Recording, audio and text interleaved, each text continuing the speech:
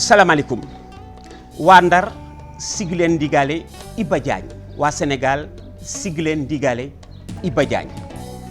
su ma nee siggi leen ndigaale Iba Diagne ci xale yi am na ci ñu naan kan moo di Iba Diagne xam ngeen football bi dafa defal Ndar lu rëy naka jekk Ndar nekk na fii capitale du football haut-oeufien ci résultat wu ñoom Réveil de Saint-Louis Saint-Louisienne ak Espoir de Saint-Louis haut-oeuf Iba Diagne mii dëddu àddina le 16 mai 2016 en France mu nekk un lundi de sinistre mémoire pour képp ku ko xam pour doomu Ndar yëpp pour pensionnaire équipe nationale yëpp parce que jaar na équipe nationale lundi bu saf sàpp la woon ci ñun ñi nga xamee ni dañu màgg ci wetam. man ci génération bi ko fekk Saint-Louisienne ci laa bokk moo tax su ma koy waxtaanee dafay nekk waxtaanu xol li may waxtaanee ci Iba Diagne dama bokk ak moom maillot Saint-Louisienne dana feeñ ci émission bi. Iba Diagne di ku cher ci ñun dégg ngeen may waxtaanee Saint-Louisienne douzaine Magay Lomadieye Cheikh Thioune Barat Baye Ndoye Iba Diagne mu ngi woon ci ñooñu magal ñu keroog bi mu génnee àddina le 16 mai en France fa mu doon faju 2016 ñibbisi le 21 mai Ndar dëj nañ ko ba xale yi ko xamul laajte kii mooy kan ndax dëj ba ko waa Ndar dëj man ma jataay waxtaan ak moom ay yooni yoon 2009 vous vous souvenez Saint-Louis est champion du Sénégal loolu gëjoon fa 1966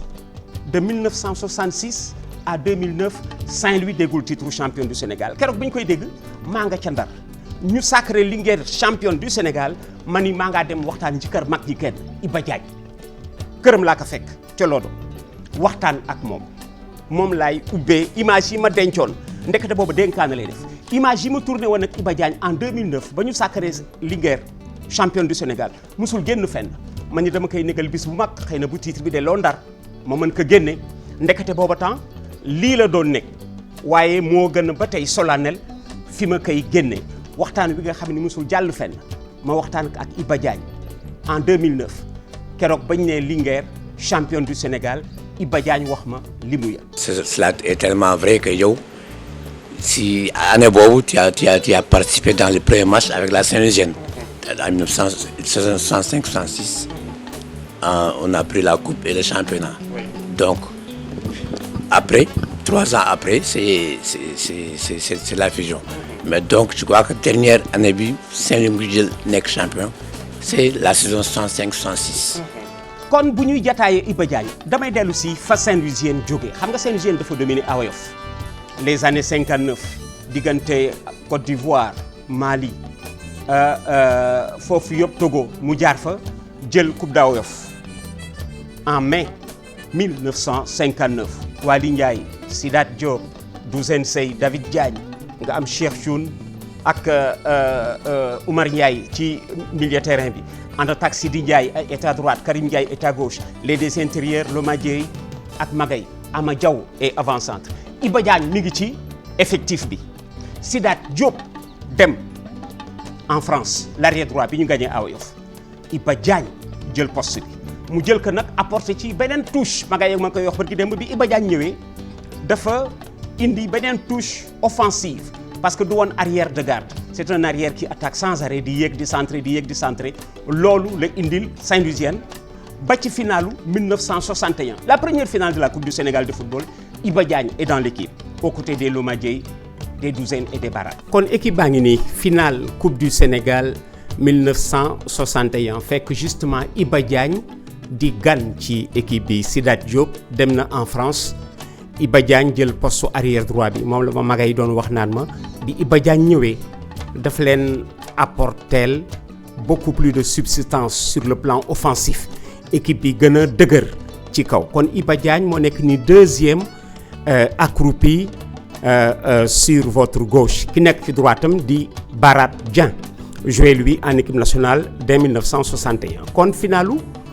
Coupe du Sénégal la première finale de Coupe du Sénégal ñaari équipe bu Ndar finale si ka à Dakar Saint-Louisienne a nekk nii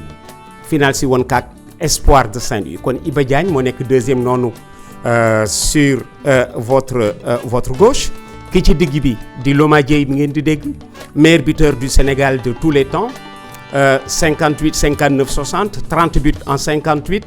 20 buts en 59 25 buts en 60 75 buts en 3 saisons Loma Dieye mi ngeen di dégg moo nekk noonu mi ngi d'ailleurs ci générique bi maillot bu ñuul bi di Waly Ndiaye le gardien de but de la Saint-Louisienne ci gauche Waly Ndiaye di Sidi Ndiaye kajj gi dafa gaawoon bañ ko daan kajj gi soo ko déggee moo di la flèche ñi taxaw na le à gauche Daouda Diagne di David Aladji Niang Niang Farapenda di Aladji Niang ci gauche am di Aïdara Diop di Dray Thioune Cheikh moo taxaw noonu ci gauche Dray le maréchal Thioune moom Bassirou Kounta ko baptisé woon maréchal Thioune ci gauche Thioune Cheikh di Magaye ci gauche Magaye di Amadou Seye Douzaine premier capitaine de l'équipe nationale du Sénégal de la sélection du Sénégal de 1959 Amadou Seye Douzaine fii di entraîneur joueur di capitaine u Saint-Louisienne di nag nekkoon vice champion daaw Yoff du saut en longueur. Là nous sommes en finale de la Coupe du Sénégal 1961 au Parc des Sports. Parc des Sports moo nekk nii le président Senghor di nuyu équipe yi justement Iba Diagne la tàllal nii loxo le président Senghor à la première finale de la Coupe du Sénégal en costume clair Douzaine moom ngeen janool noonu en arrière-plan vous avez Barat Dieng et Magaye en costume sombre Joseph Gomis premier président de la Fédération sénégalaise de football. Kon nous sommes à la finale de 1961 Saint-Louisienne Espoir qui va se jouer en 2 éditions 1-1 la première Espoir de Saint-Louis gagne 1-0 la deuxième édition là c'est le président Senghor qui serre la main de Iba Diagne mi ñuy rendre tey ji hommage. 1963 léegi ñu ngi dugg jeu de l'amitié dégg ngeen ñu koy waxtaanee ñoom Lamine Koura Fall Yaali Njëgan ñoom Domingo Mendy Souleymane Diop Jules Bouba Diakhao Cheikh Thioune Samassa le maréchal ñoom Demba Thioy Souri Youssou Ndiaye Yatma Diouk Abdoulaye Diop Pelé Iba Diagne est dans l'effectif. Stage bi ñu def ko en France stage préparatoire des Jeux de l'amitié ñu dem def ko en France Iba Diagne blessé ci ca stage ba blessé ci stage ba moo tax mujjul bokk ci groupe bi nga xamee ni dafa def les Jeux de l'amitié à Dakar mais tout de suite après rappelé nañ ko en équipe nationale ma jox leen image am bi nga xamee ni mooy bi mu dellusee en équipe nationale de football. Nous sommes en 1963 après les Jeux de l'amitié Sénégal di recevoir Éthiopie à Dakar Iba Diagne est dans l'équipe. Kon équipe baa ngi nii Sénégal 1963 léeg-léeg ngeen dégg ñu waxtaanee Jeux de l'amitié ñi ngi nii ñii ñoo ko gagné Iba Diagne nag bi ñu gagné Jeux de l'amitié yi ba pare en 1963 te blessure gi nekk ci équipe bi je rappelle dans l'ordre le Sénégal bat le Cameroun en match d'ouverture bat le Niger bat le Nigeria en poule bat la France 2-0 en demi-finale et bat la Tunisie en finale. Médaille d'or des Jeux de l'amitié de 1963 après les Jeux de l'amitié ñu dajeek Éthiopie ici à Dakar Iba Diagne est de retour en équipe nationale blessure moo ko teewoon bokk ci Jeux de l'amitié yi mais gars yi xamal que ni que poutre la ba léegi ci équipe bi la preuve dès après les Jeux de l'amitié le voilà revenu en équipe nationale c'est le 4e à partir de la droite le premier en torpedo lunette noire c'est Mamadou Ndiaye préparateur physique Malick Sy Souris moo nekk noonu à côté Cheikh Thioune moo nekk noonu ci droite Malick Sy Souris après Cheikh Thioune c'est Iba Diagne Lamine Koura Fall gardien de but moo nekk noonu ci droite Lamine Koura Fall Moustapha Dieng après Moustapha Dieng Boubacar Touré di vieux carré qui venait du foyer de la Casamance Yérim Diagne moo nekk noonu ci droite Boubacar Touré di vieux carré en tenue civile Abdoulaye Seye di membre de l'encadrement technique et sur votre gauche Yaali Njëgan mi ngeen di dégg qui était aussi gardien de but la doublure de Lamine Koura qui venait du club olympique thiessois accroupi sur votre gauche déjà un autre thiessois Mamadou Ndiaye délégué ci gauche délégué Youssou Ndiaye l'ancien ministre des sports Domingo Mendy moo nekk noonu ci gauche am ak faño bi ci gauche Domingo Mendy Saliou Badizal qui venait de Thiès USDN ancêtre US Rail et sur la gauche de Zal Oumar Kouyaté di Barou autre Thiessois qui venait aussi de l'USDN kon kii moo di équipe bu Jeux de l'amitié bi nga xamee ni moo ñu jox médaille d'or en 1963 Iba Diagne dellu si ci après le stage de Dinard justement fa nga xamee ni fa la blessé woon on va justement revoir l'équipe en image ci photo bi nga xamee ni c'était à Dinard kon équipe bi ngi justement à Dinard pendant le stage ci stage bi la Iba Diagne blessé woon léegi mu nekk ci ñuy toog ci suuf deuxième sur votre gauche pendant le stage à Dinard ci droitam di Domingo Mendy kon Iba Diagne moo nekk noonu ci gauche u Domingo Mendy après Iba Diagne Diatta François c'était l'autre gardien de but qui venait de la Jeanne d'Arc mook Lamine Koura ñoo nekk noonu à côté Lamine Koura Fall Moustapha Dieng moo ci topp noonu Ama Diaw ci wetu Moustapha Dieng ak Oumar Gueye Samb moo toog nii ci suuf loxo bi ci suuf c'est l'actuel jaraaf de Ouakam ñi taxaw en blanc ici sur votre gauche c'est Malick Sy Souris ci gannaawam di Boubacar Beye l'entraîneur adjoint Badara Gueye Blé moo nekk noonu ci wetu Boubacar Beye c'est le deuxième capitaine de l'équipe nationale après Amadou Seydou Zène Cheikh Thiouna nekk noonu ci wetu Blé Saliou Ba Zal bu USDN moom laa leen présenté noonu Demba Thioy moo nekk à côté après Demba Thioy c'est Fadel Fall Ousmane Keita qui venait de l'Espoir de Saint-Louis moo nekk noonu ci wetu Fadel Yatma Diouk moo nekk noonu après ci wetu Ousmane Keita puis Cheikh Médika Diakhaté di Kolo le Saint-Louisien nekkoon notable ca Ndar moom it de sangoon suuf Barat Dieng moo nekk noonu ci wetu Kolo ak Raoul Diagne mi entraîneur premier entraîneur national bi nga xamee ni c'était l'arrière droit de l'équipe de France à la Coupe du Monde 1938 ci wetu Raoul Diagne di Bouba Diakhao noonu ci kanamam sol blanc kon équipe baa ngi nii en stage préparatoire des Jeux de l'Amitié en 1963 fii la Iba Diagne blessé woon avant muy dellu si en équipe nationale après les Jeux de l'Amitié que le Sénégal avait déjà fini de gagner. En 1962, nous avons été la première équipe lors de la préparation des Jeux de l'Amitié. Je faisais partie de l'équipe nationale qui était partie en France avec les Souris, les Domingo, les Cheikh Thioune, Ama Diaw, Barat pour préparer les Jeux de l'Amitié. Bon, on est allé en France, précisément à Dinard. On a fait 1 mois à Dinard et on est revenu. On a continué à préparer les Jeux de l'Amitié. Mais malheureusement, aux Jeux de l'Amitié, j'étais blessé. J'avais une déchirure et j'ai été remplacé au dernier moment par Yirim Diagne, qui m'a assisté dans l'équipe nationale. Mais après, j'ai participé à des matchs de l'équipe nationale contre la Guinée en 63, la Hongrie, l'Éthiopie, avec Ablaye Thiam, l'entraîneur. On a fait une bonne campagne. léegi ñu ngi dugg 1965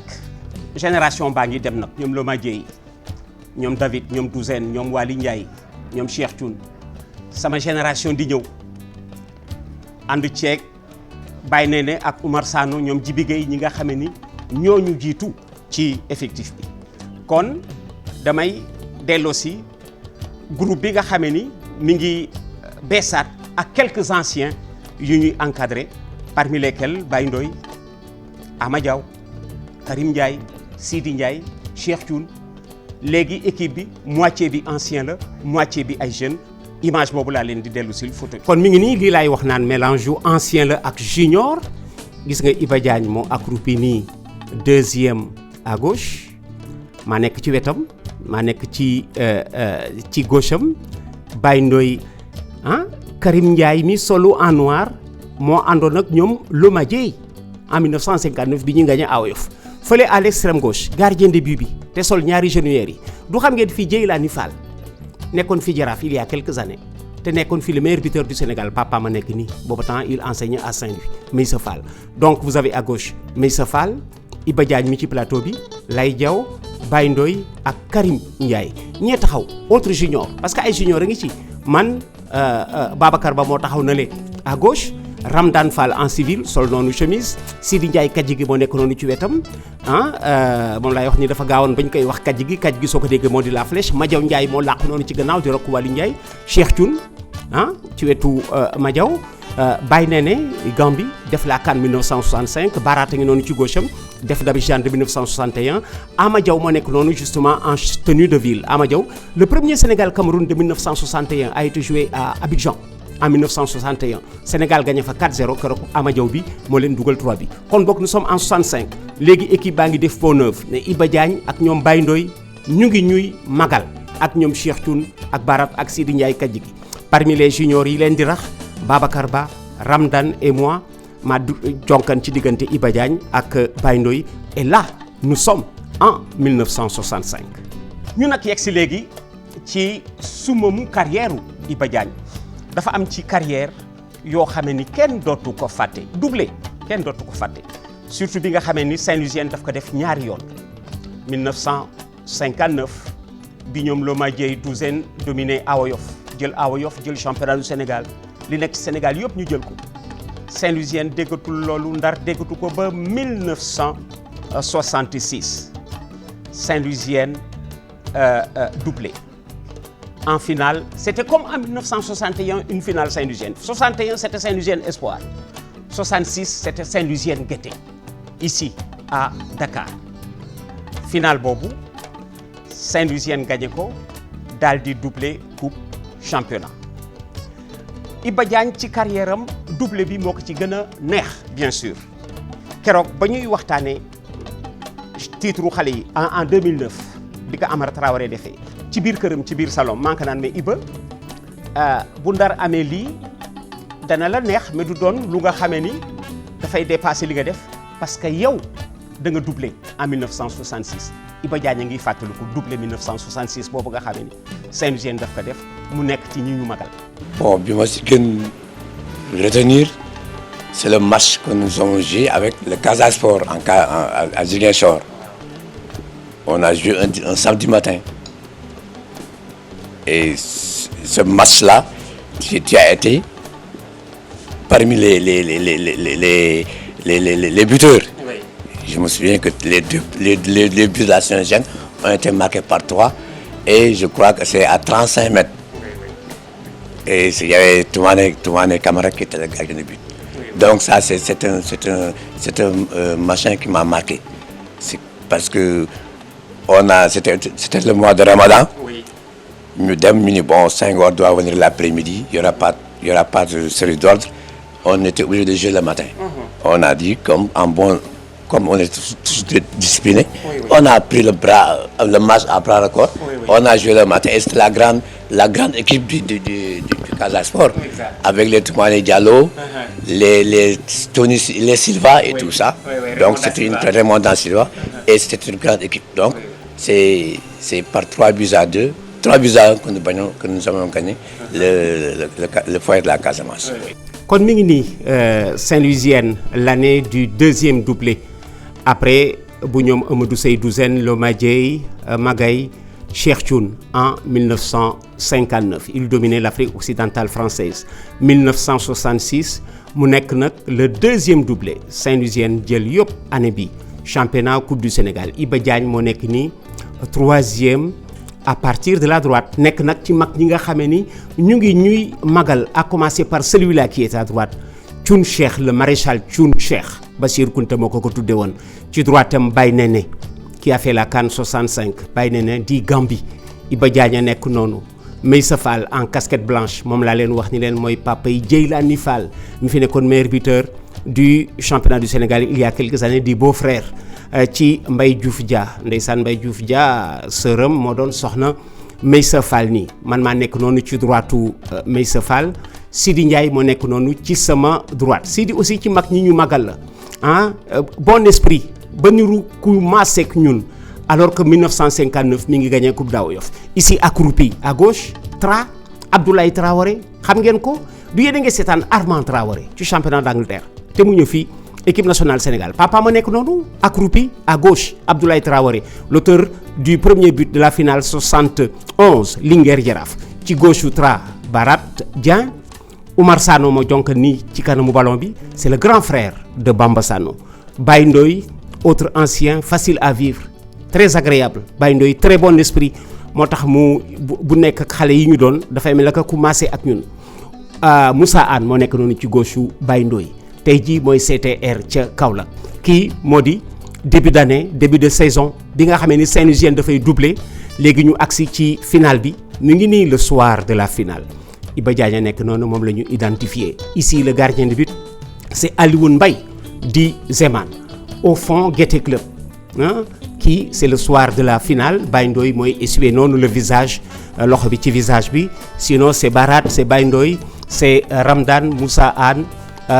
Oumar Sano Daouda Diawara ndeysaan qui venait aussi en équipe nationale de handball Abdoulaye Traoré Iba Diagne Baye Néné Zeman Cheikh Thioune voilà l'équipe qui a gagné la finale de la Coupe du Sénégal en 1966 mu nekkoon l'année du doublé avec Iba Diagne. ku doublé dana am passage yu nga xam ni moo la gën a neex ci saison bi soo xasee ba doublé daani match bi ba ma ko defee fii match bi ba ma ko defee fii match bi bañ ko defee fii dajeeg lii dajeeg arbitre bi parce que après da ngay def synthèse u année football bi nga xamee ni ci nga doublé bi Saint-Louisienne doublé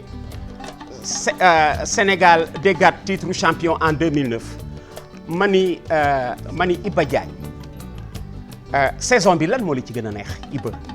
ci saison bi mu am ci benn match bu nga xamee ni lan moo la ci gën a neex mu jox ma match ba ma doon xalaat parce que boobu maag moom ñoo ko defandoo c'était où ça c'était à Ziguinchor. léegi nag Iba tamit mi ngi commencé di jëm mag parce que nag poste arrière droit bi boo ci defee 10 ans 1961 nga finale Coupe du Sénégal di approcher fusion bi léegi ñi ngay jege ay 68 69 67 68 69 évidemment il va prendre du galon et regardez là où Iba Diagne prend du galon. Il prend du galon aux côtés de Cheikh Thioune qui a fait les Jeux d'Abidjan de 1961 aux côtés de Barat qui a fait les Jeux d'Abidjan de 1961 en un mot ñi ko jiitu équipe nationale Iba Diagne dafa mujj nekk seen capitaine parce que xam nga Saint-Louisienne dafa yàgg ci sellal ak sell. Le capitaine à la Saint-Louisienne ce n'est pas le meilleur joueur non le capitaine à la Saint-Louisienne dafa daan nekk modèle dafa daan ku nga xamee ne bu yëkkatee kàddoom ñëpp ñu bat capitaine u Saint-Louisienne mën na sax waxtu julli jot mu ñu gars yi jóg leen julli mu daal di jiite kooku moo doon capitaine u Saint-Louisienne kon ci sell ak sellal Iba Diagne mujj na nekk capitaine u Saint-Louisienne photo baa ngi di. là mi ngi nii il a pris maintenant du galon le groupe est le même ñoom dirigeants yi Séga Diabira moo nekk na le génération bi fii aussi Tafa Dieye mon vieil ami Iba Diagne est ici capitaine mu nekk toujours Saint-Louisienne bi nga xam ne léegi mu ngi wàcc a jëm à la fusion ñu dellu si ci complément groupe bi c'est toujours la même année là aussi vous avez Baye Mbaye particularité photo bi moo di kii accroupi deuxième à gauche Baye Mbaye mooy papa yi ndeysaan suñu consoeur Eva Mbaye bi nekkoon RFM te teel a gaañu Baye Youssou ici est gardien de but sinon le groupe est le même vous avez reconnu Djibi Gueye vous avez reconnu Iba Diagne qui est toujours là Daouda Diawara qui est en équipe nationale léegi Iba mi ngi approché de la fin de carrière son maillot et le brassard il va le laisser à son fils Magib Diagne doom jaa ngi nii Magib sous le maillot de la Linguère il est capitaine là la Linguère est en Coupe d'Afrique Magib Diagne digne fils de son père jël na maillot bi jël na brassard bi là c'est à Louga toujours sous le maillot de la Linguère vous avez reconnu le capitaine lougatois c'est Adolphe Mendy comme ça vous le situez ci période bi nga xamee ni Magib Diagne le fils de Iba Diagne avait fini de prendre et le maillot et le brassard de son père et là entraîneur de la Linguère il a eu le temps d'entraîner aussi en Mauritanie léegi mooy adjoint Amara Traoré ca Guinée